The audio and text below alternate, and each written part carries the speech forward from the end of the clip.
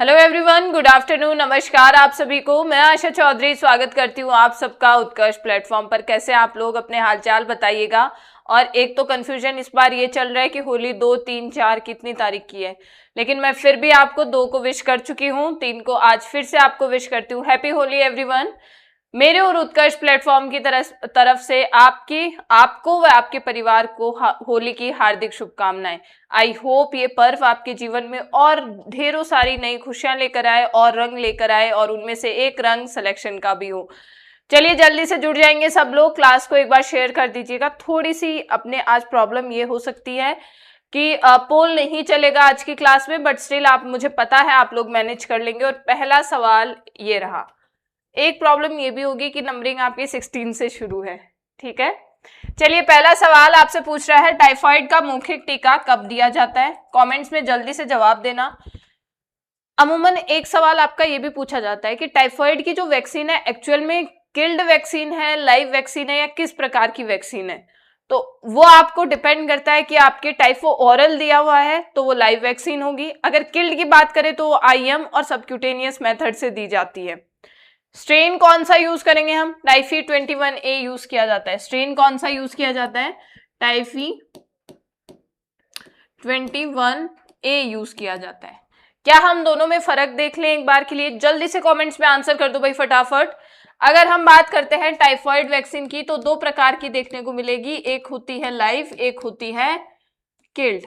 Live vaccine की अगर हम बात करें, जो लाइव वैक्सीन है वो कैसी है? ओरल है। और कब कब देंगे हम इसे? 1, 3 और 5 डेज पर दे सकते हैं। 1, 3 और 5 डेज पर दे सकते हैं। इफेक्टिव ये कितना है? 62% इफेक्टिव रहती है। प्रभावी कितनी है? लगभग 62% प्रभावी होती है। 62% प्रभावी है। फिर एक सवाल आपके दिमाग में आता होगा, मैम लाइव बता रहे हो तो क्यों ना किल्ड बता दो। तो किल्ड वैक्सीन जो है आपकी IM दे सकते हैं, यानी इंट्रामस्कुलर दी जा सकती है। सबक्यूटेनियस मेथड से भी दे सकते हैं। इसको कैसे दे सकते हैं? सबक्यूटेनियस मेथड से भी दी जा सकती है। इसको हम टाइफी M बोलते हैं, टाइफी M बोलते हैं। और साथ ही साथ में इसका सिंगल डोज लगता है, सिंगल डोज लगता है। प्रभावी कितनी है ये? प्रभावी है 70%, 70% इफेक्टिव है। अब जो टाइफो ओरल वैक्सीन है कितने कितने दिन पे या कब कब दी जाएगी? याद रखिएगा 1, 3 और 5 डेज पर दी जाती है। यानी सही जवाब आपका बिल्कुल सही है, ए करेक्ट आंसर। जवाब एक चीज और दिमाग में आ रही होगी कि मैम हमें कैसे पता चलेगा, यहाँ पे किल्ड का पूछा है या लाइफ का पूछा है। तो भाई आपको ये बात तो पता है कि जो आपके टाइफी या टाइफॉइड किल्ड जो वैक्सीन है वो सिर्फ एक ही डोज लगता है, सिंगल डोज लगता है। तो आपका ऑटोमेटिकली जवाब किसके अकॉर्डिंग जाएगा? टाइफो ओरल के अकॉर्डिंग। चलिए next 17th question. In measles infective period is, यानी कि खसरे में संक्रमण काल क्या होता है? बता दो जल्दी से, कमेंट्स में आंसर करेंगे कि खसरे का संक्रमण काल कितना है, क्या है। एक चीज और आप अलग से याद रख सकते हो ना, कि जो जो टाइफाइड वैक्सीन है वो फीवर के दौरान नहीं दी जाती। चाहे तो आप स्टार पॉइंट लगाकर भी लिख सकते हैं कि फीवर के दौरान कॉन्ट्रा इंडिकेटेड होती है, कॉन्ट्रा इंडिकेटेड है, नहीं देंगे। अगर किसी पेशेंट को ऑलरेडी फीवर है तो उसे हम टाइफाइड की वैक्सीन नहीं देंगे। बताइए जल्दी, खसरे का संक्रमण काल कितना होता है?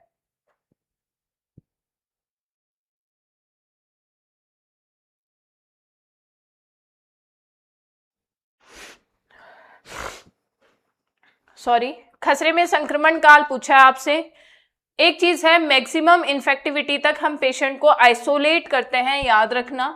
और ये सेकेंडरी लेवल ऑफ प्रिवेंशन आता है। मैक्सिमम इन्फेक्टिविटी की जब बात की जाती है, जब जिक्र किया जाता है, तो हम पेशेंट को क्या करते हैं? आइसोलेट करते हैं। और आइसोलेशन आपके सेकेंडरी लेवल ऑफ प्रिवेंशन में आता है, सेकेंडरी लेवल ऑफ प्रिवेंशन में आता है। क्वारंटाइन जो है आपका वो प्राइमरी लेवल ऑफ प्रिवेंशन में आएगा। Quarantine primary level of prevention में आता है। ये 2 बातें याद रखना। अब मिजल्स बीमारी के बारे में जितनी भी बातें हैं वो रिवाइज कर लीजिए। मिजल्स को जब हम पढ़ते हैं कौन कॉज करता है? पैरामिक्सो वायरस कॉज करेगा। पैरामिक्सो वायरस कैसा है? आरएनए पैरामिक्सो वायरस है। इंक्यूबेशन पीरियड इसका 10 to 14 डेज होता है। कितना होगा? 10 से 14 दिन होता है। दो बातें तो महत्वपूर्ण ये हो गई। इसी के बारे में अगर कुछ और बातें हम याद करें तो आपकी 3C साइन देखने को मिलता है। 3C साइन का मतलब क्या है? कफ, कोराइजा, कंजक्टिवाइटिस। कफ, कोराइजा, कंजक्टिवाइटिस। क्लियर? इसी में आपके कार्डिनल साइन क्या है इस बीमारी का? Koplik spot. Cardinal sign Koplik spot है। कॉप्लिक स्पॉट हम किसे कहते हैं? जल्दी से बता दो फटाफट, क्या जानते हो कॉप्लिक स्पॉट के बारे में? कॉप्लिक स्पॉट आपके ग्रेइश कलर के रैशेस हैं। कहाँ पर? ओरल कैविटी में। ओरल कैविटी भी नहीं बोलकर हम बोलते हैं बकल कैविटी में, sorry, oral cavity opposite second lower molar teeth. कहाँ? किसके opposite? Second lower molar teeth के opposite, second lower molar teeth. Clear? अब दो तीन बातें और। इसका सबसे मोस्ट कॉमन अगर कॉम्प्लिकेशन, सबसे आम जटिलता पूछी जाए, मोस्ट कॉमन कॉम्प्लिकेशन क्या होगा? Most common complication otitis media, यानी मिडल ईयर में सूजन आ जाती है। एक चीज और बता देती हूँ, चलो। रेयरेस्ट कॉम्प्लिकेशन कौन सा है इस बीमारी का? Rarest complication SSPE। SSPE का मतलब क्या हुआ? सब एक्यूट स्क्लेरोसिंग पेनिनसेफेलाइटिस। सब एक्यूट स्क्लेरोसिंग पेन एनसेफेलाइटिस। ये ऐसे कुछ मुख्य सवाल हैं जो आपके इससे पूछे गए हैं। हालांकि एक सवाल और आपसे पूछ लिया जाता है कि हम मिजल्स को और किस नाम से जानते हैं, तो मिजल्स को हम रूबियोला के नाम से भी जानते हैं। मिजल्स को रूबियोला के नाम से जानते हैं। एक सवाल और पूछा जाता है कि जर्मन मिजल्स कौन कॉज करता है, तो याद रखना जर्मन मिजल्स आपके कॉज करते हैं रूबेला। एक सवाल और पूछा जाता है, भाई रूबियोला देख लिया, रूबेला देख लिया, रूबियोला क्या कॉज करता है? रूबियोला, तो वो आपके कॉज करता है मम्स बीमारी। ठीक है, वो किसके लिए यूज किया जाता है? मम्स। मम्स वही मम्स जिसको हम पैरोटाइटिस बोल देते हैं। क्या कहते हैं? पैरोटाइटिस बोल दिया जाता है। अब अगर हम देखें मिजल्स के और सवाल, पहली वैक्सीन, फर्स्ट वैक्सीन 9 मंथ पर दी जाती है। 9 मंथ पर दी जाती है। अगला सवाल पूछ सकता है, ये आपके लाइफ लॉन्ग इम्यूनिटी देने वाली बीमारी है। लाइफ लॉन्ग इम्यूनिटी देने वाली बीमारी है। अगर आपसे इसका मैनेजमेंट पूछ लिया जाए तो वैक्सीनेशन है। सबसे अच्छा बचाव का तरीका क्या हो जाता है? वैक्सीनेशन। अब मिजल्स का इन्फेक्टिव पीरियड पूछा आपसे, क्या वो 3 डेज बिफोर होगा? एक चीज और याद रखना, इसमें रेट्रो ऑरिक्यूलर रैशेज आते हैं। मिजल्स में रेट्रो ऑरिक्यूलर रैशेज आएंगे, यानी क्या है इसका मतलब? पहले सबसे पहला जो रैश आएगा वो कान के पीछे आता है, कुछ घंटों में पूरे फेस पे हो जाएंगे, 1-2 दिन में पूरे शरीर पर रैशेज आ जाएंगे। वेरी गुड भाई, वेरी गुड, शाबाश। अगर हम बात करें 3 days before and 4 days appearance, नहीं। 4 days before and 3 days after appearance of, नहीं।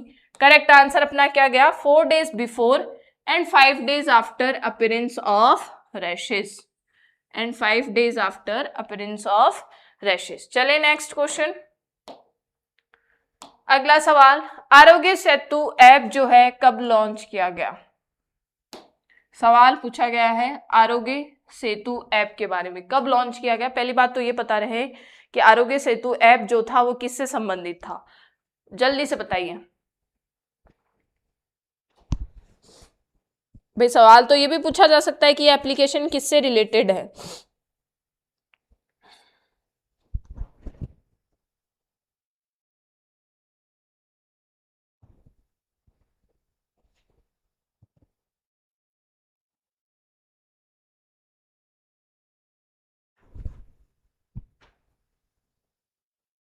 हाँ देखिए, ये एप्लीकेशन जो है कोविड-19 से रिलेटेड, और कब लॉन्च की गई थी?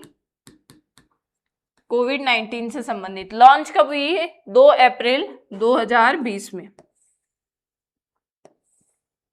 चलिए अगला सवाल नेक्स्ट।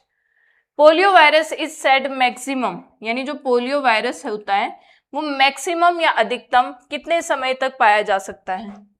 मैक्सिमम या अधिकतम कितने समय तक पाया जाता है?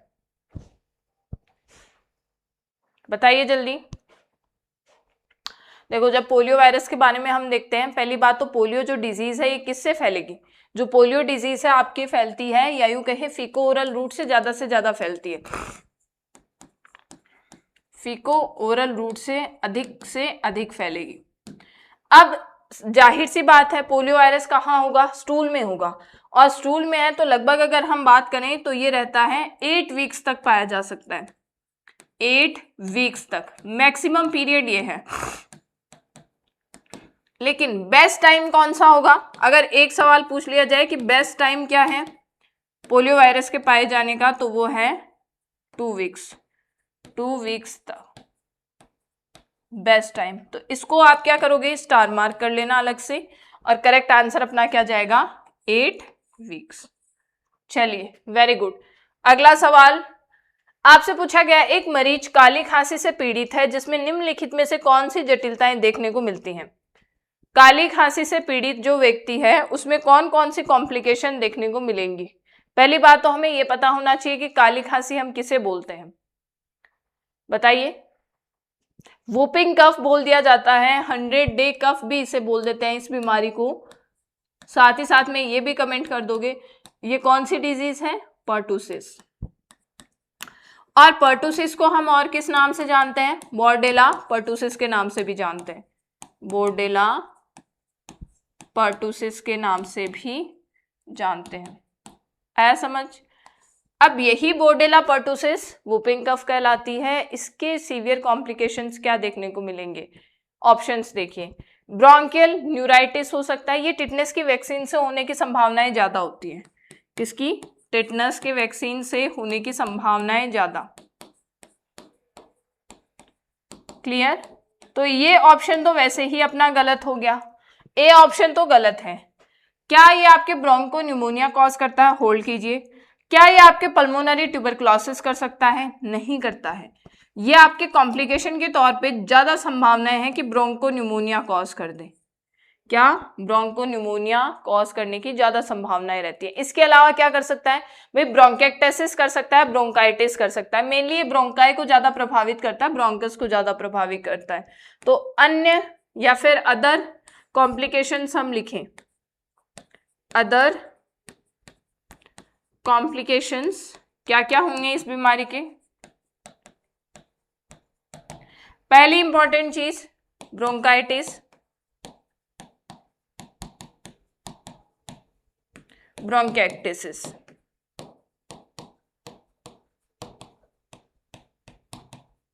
क्लियर? तो सही जवाब अपना क्या गया है? बी। चले नेक्स्ट। काली खांसी फैलने का तरीका क्या है? खांसी की बात करें तो भाई बताओ कौन सा मेथड सबसे आम तौर पे देखने को मिलेगा? मोस्ट कॉमन मेथड कौन सा है? काली खांसी फैलने का तरीका कौन सा? अभी हमने देखा काली खांसी वूपिंग कफ बोल देते हैं, 100 डे कफ बोल देते हैं, बोर्डेला पर्टुसिस इसको फैलाता है। अब इसके हिसाब से बताओ। देखो, पहला ऑप्शन दिया डायरेक्ट कांटेक्ट के माध्यम से, डायरेक्टली फैलेगा। दूसरा है ड्रॉपलेट इन्फेक्शन है। फोमाइट्स वो वस्तुएं होती हैं जिनकी वजह से संक्रमण फैलता है, तो इसमें डायरेक्टली फोमाइट्स का कोई रोल नहीं होता। वाटरबोर्न डिसीजेज आपको पता ही है, जैसे कोलेरा हो गया, टाइफॉइड हो गए, ये सारे के सारे कैसे हैं? वाटरबोर्न। कोलेरा, टाइफॉइड, ये बीमारियां कैसी हैं? वाटरबोर्न है। फिर बात करते हैं ड्रॉपलेट्स के माध्यम से, तो रेस्पिरेटरी ट्रैक्ट से फैलता है, रेस्पिरेटरी ट्रैक्ट से। और आपको पता है खांसी संबंधित या छींकने संबंधित सारी की सारी बीमारियां जो है आपके ज्यादा से ज्यादा ड्रॉपलेट्स के माध्यम से फैलेंगी। तो बिल्कुल सही जवाब दिया आप सभी ने। बूंदों से संक्रमण होना ज्यादा संभावनाएं है। अगला सवाल, पेरिफेरल विजन जो है, पेरिफेरल विजन मतलब जो आप इस तरह से देख पाते हैं, वो किसके द्वारा असेस किया जाता है? बताइए जल्दी। ऑप्शंस हैं Snellen chart, Ishihara chart, slit lamp examination या कॉन्फ्रेंटेशन टेस्ट। बताओ जल्दी। अगर इसके केस में हम डिस्कस करें, एक है आपके पास स्नेलन चार्ट। जब आप गए होंगे किसी डॉक्टर को दिखाने, आंखें चेक करवाने, या जिनमें से भी आप में से किसी को चश्मा लगा हुआ है तो उसके आधार पर देखो आपको ऐसा कुछ चार्ट दिया जाता है जिसमें लेटर्स पहले बड़े होंगे, ठीक है, फिर उससे थोड़े से छोटे होते हैं, फिर उससे छोटे होते हैं, फिर और छोटे होंगे, फिर बिल्कुल छोटे होते हैं। एंड व्हाट द मतलब एग्जामिनर आस्क मतलब आपको क्या पूछता है वो एग्जामिनर, वो पूछ रहा है कि जरा पढ़ के बताइए ये क्या लिखा है, ठीक है, ये पढ़ के बताइए कि ये क्या लिखा है, ठीक है। तो ये सारा का सारा जो विजुअल एक्टिविटी है, विजुअल एक्टिविटी जो है उसके बारे में कौन, स्नेलन चार्ट बताता है। यहां पे पूछा किसके बारे में गया है, पेरिफेरल विजन के बारे में, ये गलत हुआ। अब आ जाओ इशियारा चार्ट। इशियारा चार्ट में क्या होगा, कुछ ऐसे से गोले या फिर आपके सर्कल या फिर अलग कलर से स्ट्रक्चर बना दिया जाता है जिसमें आपके जैसे मान के चलिए यहां पर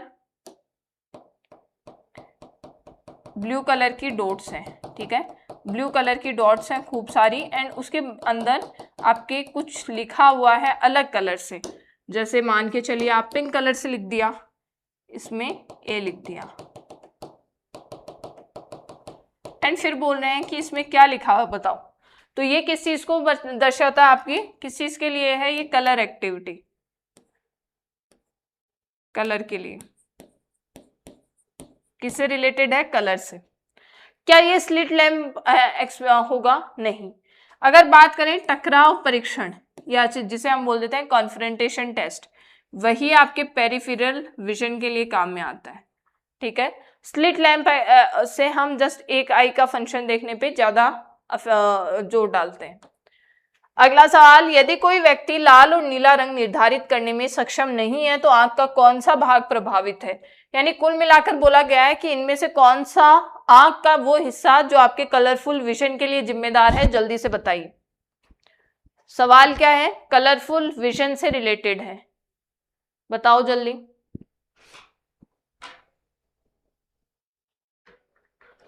वेरी गुड एवरीवन।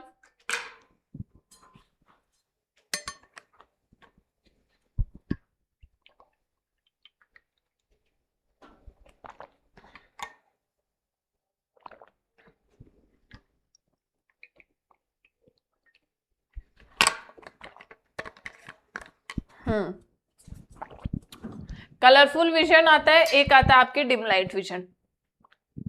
जो प्यूपिल है वो आपके होलो स्पेस है, क्या है, होलो स्पेस, और ये रेगुलेट करता है आई में आने वाली लाइट को, रेगुलेट करता है लाइट को, मतलब आंख के अंदर कितनी लाइट जाएगी या कितनी नहीं, ये किसका डिसीजन है, बिल्कुल प्यूपिल का डिसीजन है। आइरिस आपकी आंख को कलर देता है, ठीक है, जो लाल पीली आंखें हैं आपकी, या ब्लू आइज हैं या येलो आइज हैं या जो भी आपके हनी सिंह कह गए, ठीक है, कैसी भी आंखों का कलर है वो कौन डिसाइड करेगा, आइरिस। रोड्स का क्या काम हुआ, डिम लाइट विजन के लिए, डिम लाइट विजन के लिए। और अगर हम बात करें किसकी, कॉन्स की, तो कलरफुल विजन के लिए यही जिम्मेदार होगा। आपके दिमाग में आ रहा होगा मैम ये क्या है, रोड्स और कॉन्स हैं क्या, ये आपके आंख में लोकेटेड रेटिना, रेटिना होता है, रेटिना पर इमेज बनती है, रेटिना पर इमेज बनती है, जो भी आप मुझे देख पा रहे हैं वो किसकी वजह से, रेटिना पर बन रही इमेज के बारे में की वजह से। और इमेज पर होते हैं फोटो रिसेप्टर सेल्स, ठीक है, फोटो रिसेप्टर सेल्स जो आपके ट्रिगर हो जाते हैं किसकी वजह से, लाइट की वजह से। और वो दोनों सेल्स कौन सी हैं, रोड्स हैं और कॉन्स हैं। कॉन्स का क्या काम हुआ, कॉन्स का काम कलरफुल विजन का, रोड्स का काम है आपके डिम लाइट विजन का, यानी अगर लाइट कम हो तब देखने के लिए रिस्पॉन्सिबल। चलिए 24, ब्लाइंड स्पॉट को किस नाम से जानते हो, बताओ, ब्लाइंड स्पॉट को और किस नाम से जानते हो। फोविया सेंट्रलिस के नाम से, ऑप्टिक डिस्क के नाम से, मैक्यूला लूटिया के नाम से, बताइए जल्दी।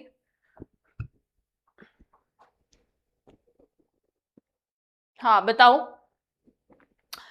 अगर हम बात करते हैं किसकी, मैक्यूला ल्यूटिया की, तो इसको हम बोल देते हैं येलो स्पॉट। और येलो स्पॉट बोलने का रीजन क्या है, यहाँ पर मैक्सिमम येलो स्पॉट कहा जाता है इसे, और यहाँ पर मैक्सिमम कॉन सेल्स होती हैं, मैक्स कोन्स होती हैं। क्लियर। अब वहीं पर थोड़ी बहुत यहाँ पर आपके क्या देखने को मिलेंगी, रोड सेल्स भी देखने को मिलेंगी, रोड सेल्स भी प्रेजेंट। फिर आता है ऑप्टिक डिस्क, ठीक है, ऑप्टिक डिस्क, इसी को हम क्या बोलते हैं, ब्लाइंड स्पॉट भी बोलते हैं। अब एक आया फोविया सेंट्रलिस। फोविया सेंट्रलिस वो हिस्सा है जहां पर आपकी ओनली कोन सेल प्रेजेंट है, कोन सेल प्रेजेंट। क्लियर। चलिए नेक्स्ट क्वेश्चन 25। आंखों में रेटिना किस रूप में कार्य करता है, बताओ। आप अपनी आंख की रेटिना को किससे, आंख की रेटिना का किससे सामंजस्य बिठा सकते हो, यानी कि लगभग किससे रिलेटेड है ये, जल्दी बताइए। क्या ये लेंस इन द कैमरा, यानी कैमरा में आने वाले लेंस से, शटर जो आपका कैमरा में प्रेजेंट होता है उससे, फिल्म जो कैमरा में मौजूद होती है उससे, या फिर बताइए जल्दी।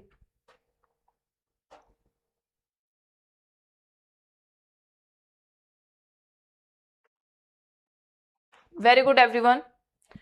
अगर हम इसे डिस्कस करते हैं, पहली बात तो याद रखना, लेंस इन द कैमरा कौन डिसाइड करेगा, किसकी तरह सिमिलर होगा, आपकी आंखों के लेंस की तरह। तो ए ऑप्शन तो वैसे ही गलत हो गया। शटर के लिए आपकी कौन सी, आईलिड्स जिम्मेदार है, क्या होंगी, आईलिड्स, आईलिड्स। तो ये ऑप्शन भी गलत। अगर कैमरे की फिल्म बात करें, बिल्कुल सही बात, आपने देखा होगा पुराने जमाने वाले जो रील वाले कैमरे आते थे, उनकी रील निकाल के अपन खेले भी बहुत है, उसमें इमेजेस, रफ इमेजेस बनी होती हैं, वो किसकी तरह काम कर रहा है, रेटिना की तरह काम कर रहा है। चलिए 26। निम्नलिखित में से कौन सा लेक्राइमल ग्रंथि द्वारा स्रावित होता है, यानी कि लेक्राइमल ग्लैंड से क्या चीज स्रावित होगी। पहली बात तो आपको पता होना चाहिए लेक्राइमल ग्लैंड होता कहाँ है, लेक्राइमल ग्लैंड एक्चुअल में होता कहाँ है ये भी पता रहे। याद रखें ये आपकी आंख वाला भाग है। जब आप अपनी आंख को देखते हो तो दो चार चीजें आपको बाहर से दिखाई देंगी, वो क्या है, ये इस तरह से कुछ स्ट्रक्चर है जो आपकी आंख को कलर दे रहा है, और वो कलर वाला स्ट्रक्चर कौन सा हुआ, आइरिस है। ये जो स्ट्रक्चर है ये क्या है, आइरिस। बीच में एक बिल्कुल होलो स्पेस है, इसे हम बोल देते हैं प्यूपिल। क्लियर। ये जो सफेद वाला स्ट्रक्चर है इसे बोला जाता है क्लेरा, सॉरी स्क्लेरा। आपके फोल्ड वाला स्ट्रक्चर है वो क्या है, कंजक्टिवा, कंजक्टिवा, ठीक है, जिसमें अमूमन देखने को मिलता है कि बहुत ज्यादा इन्फेक्शन होने की संभावनाएं भी रहती हैं। तो ये कौन सा हिस्सा हुआ, कंजक्टिवा वाला भाग, कंजक्टिवा। क्लियर। अब और क्या बच गया, आपके आई लैशेस हो सकती हैं, ठीक है, आईलिड्स तो आपको पता ही है जिसकी वजह से आप आंखें बंद कर पाते हैं। ये सारा का सारा रीजन आपको समझ में आया होगा। स्क्लेरा जो है फाइब्रस है, कैसी है, फाइब्रस, आपकी आंख को प्रोटेक्शन देती है, ठीक है, फाइब्रस स्ट्रक्चर है। आइरिस आपकी आंखों को कलर देगी। क्लियर। प्यूपिल आपकी आंखों को रेगुलेट करती है लाइट को। अब एक चीज और याद रखना, ठीक है, एक चीज और आप ध्यान में रखेंगे, यहां पर लगभग आपकी लेक्राइमल ग्लैंड पाया जाता है जिसकी डक्ट खुलती है यहां, और ये जो डक्ट खुलती है ये टीयर फॉर्मेशन करती है ताकि आपकी आंखों में क्या ना आ जाए, बहुत ज्यादा घर्षण या फ्रिक्शन ना हो। तो लेक्राइमल ग्लैंड का काम क्या हुआ, टीयर सिक्रेशन। सिबम जो है आपकी सिबेशियस ग्लैंड से सिक्रेट होती है, जो मवाद जैसा या यूं बोल दें कि सिबम जैसा स्ट्रक्चर है वो सिक्रेट करेगी।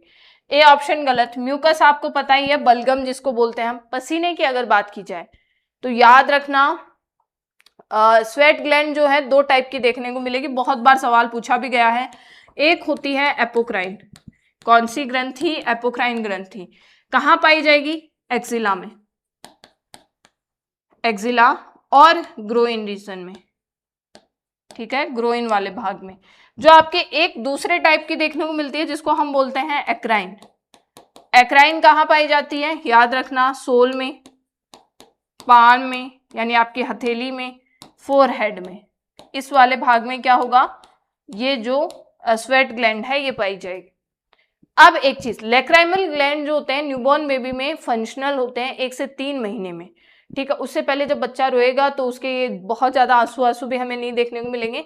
तो एक चीज और याद रख लेना लैक्राइमल ग्लैंड के बारे में कि बच्चे में जो है ग्लैंड बच्चे में 1 से 3 महीने पर फंक्शनल होता है, महीने पर कार्य करती है। क्लियर? तो सही जवाब हमारा क्या गया है? सी। अन्य जो जानकारियां हैं इसके बारे में वो जरूर याद रखिएगा। अगला सवाल, मीनिंग ऑफ ओटाइटिस मीडिया क्या है? आज ही की क्लास में हमने देखा है ओटाइटिस मीडिया का मतलब आप क्या है, क्या समझते हैं आप इससे? Inflammation of tonsils, sinus cavity, middle ear या किडनीज? बताइए कहाँ का इन्फ्लेमेशन लगता है आपको? एक चीज याद रखना, अगर हम साइनस के इन्फ्लेमेशन के बोल देते हैं तो ये साइनोसाइटिस हो जाता है। क्या कह देते हैं इसे? साइनोसाइटिस कह देते हैं। टॉन्सिलाइटिस बोल देते हैं। क्या नेफ्राइटिस होगा? नहीं। ओटाइटिस मीडिया जो है मिडल ईयर का सूजन है। और इसके बारे में इंपॉर्टेंट चीज क्या है, ये मोस्ट कॉमन कॉम्प्लिकेशन है, जटिलता है, जिसको हम क्या बोलते हैं? कॉम्प्लिकेशन। कहाँ की? कॉम्प्लिकेशन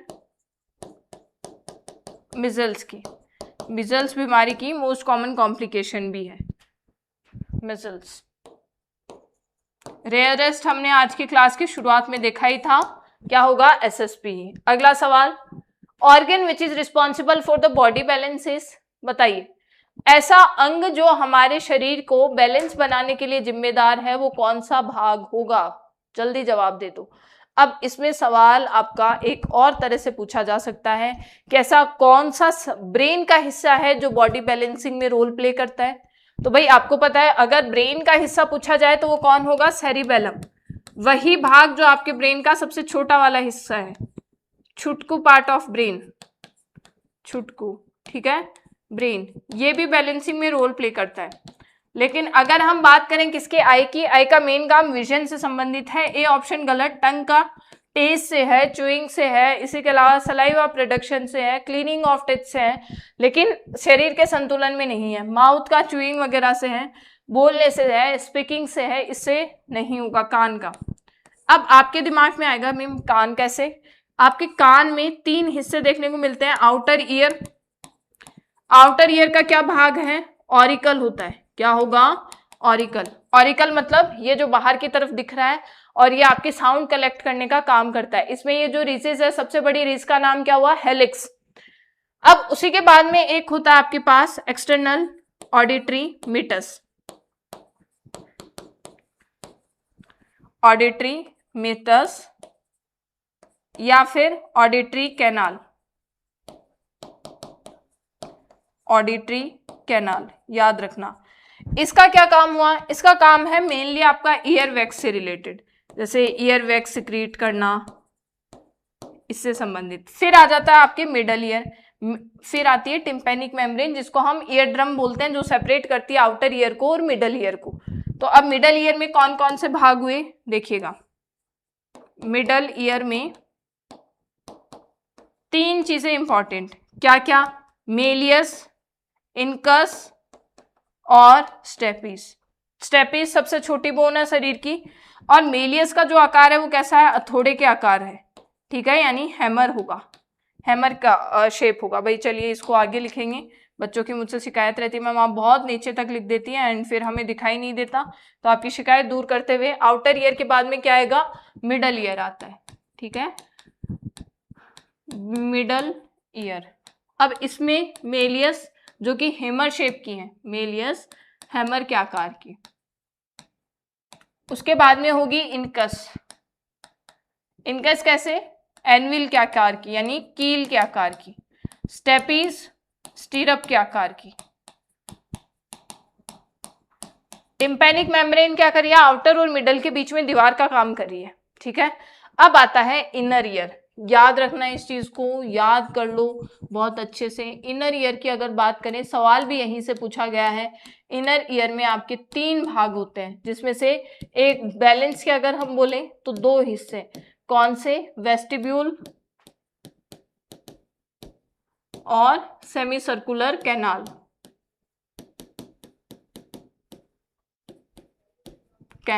ठीक है। अगर हम बात करें हियरिंग के लिए यानी सुनने के लिए कौन जिम्मेदार होगा, तो हियरिंग के लिए कोक्लिया। आया समझ? तो बैलेंसिंग के लिए वेस्टिब्यूल, सेमी सर्कुलर कैनाल और हियरिंग के लिए कोक्लिया। हमने रिवाइज कर लिया। अब चलिए 29, आई डोनेशन यानी नेत्रदान में दाता की आंख का कौन सा भाग उपयोग किया जाता है?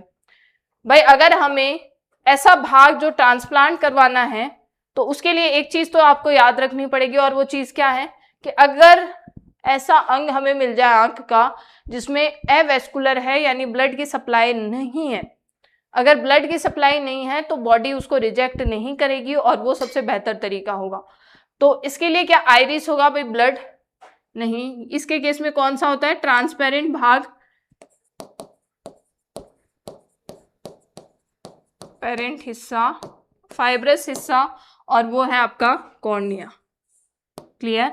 तो जब भी आप ऐसा सुनते हैं कि किसी ने अपनी आई डोनेट की, इसका मतलब ये नहीं है उसे जीते जागते की आंख उड़ा कर ले जाएंगे, फिर वो कैसे देखेगा? उसको किसी से आई डोनेट करवानी पड़ेगी।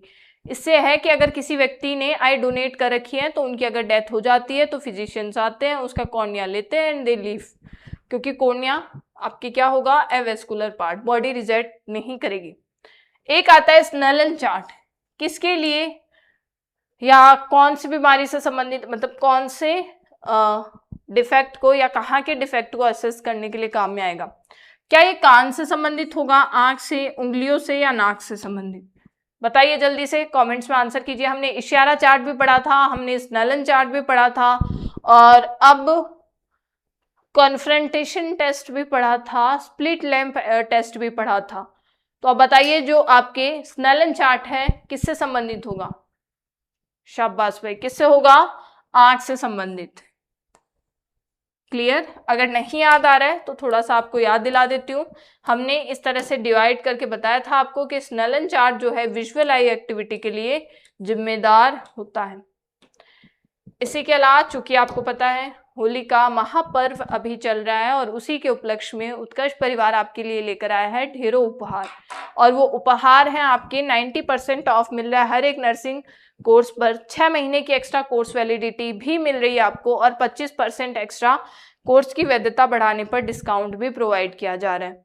साथ ही साथ में एक चीज याद रखिएगा, एक बैच है जो आपके लिए फ्री है, और यहाँ पर भले ही ये लिखा हो कि बिहार स्टाफ नर्स के लिए फ्री है, लेकिन आप सारे बच्चे भी इस बैच को ले सकते हैं। इसका रीजन मैं बताती हूँ, क्योंकि नर्सिंग में जो भी आपके सिलेबस रहता है 99% सेम रहता है। बात आती है स्तर की, आप समझ रहे हो लेवल कैसा है। नॉर्सेट का लेवल थोड़ा सा आगे आता है, बाकी का थोड़ा सा लेवल कम हो जाता है। तो आपको क्या करना है, अच्छा खासा क्वेश्चन बैंक है, फटाफट से प्रैक्टिस कर लीजिएगा। शॉर्ट नोट से भी आप अपना रिविजन कर सकते हैं। एक एग्जाम के लिए जरूरी होते हैं पीवाईक्यूज, तो आपको मेजर जो बड़ी एग्जाम्स हैं उनके पीवाईक्यूज यानी KGMU, SGPGI, NORCET, Bihar CHO, RRB और भी बाकी सारे एग्जाम्स के आपके पास क्या है, फ्री पीडीएफ्स मिल रही हैं। और क्लिनिकल लैब की भी कुछ क्लासेस आपके लिए फ्री कर दी गई हैं। भैया और क्या चाहिए ना। होली धमाका ऑफर में एक एक्स्ट्रा चीज ये है कि जैसे ही आप इस व्हील को उत्कर्ष ऐप पे घुमाएंगे और जहां पर भी ये व्हील रुकता है तो और एक्स्ट्रा आपको ऑफ मिल जाएगा। और साथ ही साथ में नॉर्सेट 10 टारगेट बैच पर भी आपके अच्छा ऑफर है, यानी कि कम प्राइस कर दी गई है, तो जल्दी से कोर्सेज में अवेल कर लीजिए। नॉर्सेट 10 एमसीक्यूज बैच बहुत अच्छी प्रैक्टिस के लिए, 100 डेज टारगेट बैच बहुत अच्छे रिविजन के लिए। पर अगर आप लास्ट मोमेंट पे प्रैक्टिस और रिविजन दोनों करना चाहते हो, जो कि करना भी चाहिए, तो उसके लिए आपके पास नॉर्सेट 10 टारगेट और एमसीक्यूज बैच भी है। आरआरबी तेजस 3.2 बैच भी अवेलेबल है। आपको पता है इस वर्ष 500 प्लस वैकेंसीज देखने को मिलेंगी। अब इधर उधर भटकने की आवश्यकता नहीं है, खास आरआरबी एग्जाम को टारगेट करते हुए आप इस बैच में एनरोल कर सकते हैं। आरआरबी एमसीक्यूज बैच, एग्जाम नजदीक है, आप अच्छी प्रैक्टिस एमसीक्यूज माध्यम से भी कर पाएंगे। Rajasthan CHO, MP CHO, all state NHM CHO भी available. Rajasthan staff nurse, UP staff nurse, Bihar staff nurse, MP staff nurse, Haryana staff nurse, जिनके लिए ये क्लास भी हो रही है, आप सब बच्चे भी कोर्स ले पाएंगे। आरएमएल नर्सिंग ऑफिसर और बीएसएफ स्टाफ नर्स का भी course available. ESIC nursing officer, OSSC DSSB nursing officer. याद करिएगा ये वैकेंसी बहुत खास रहेगी आपके लिए, क्योंकि 3000 प्लस पोस्ट जो है आपकी इस वर्ष देखने को मिलेंगी, जिसमें से 1000 तो आपकी कंफर्म भी हो गई है। एक अन्य महत्वपूर्ण बात यह है कि आप सबको हैप्पी होली एवरीवन।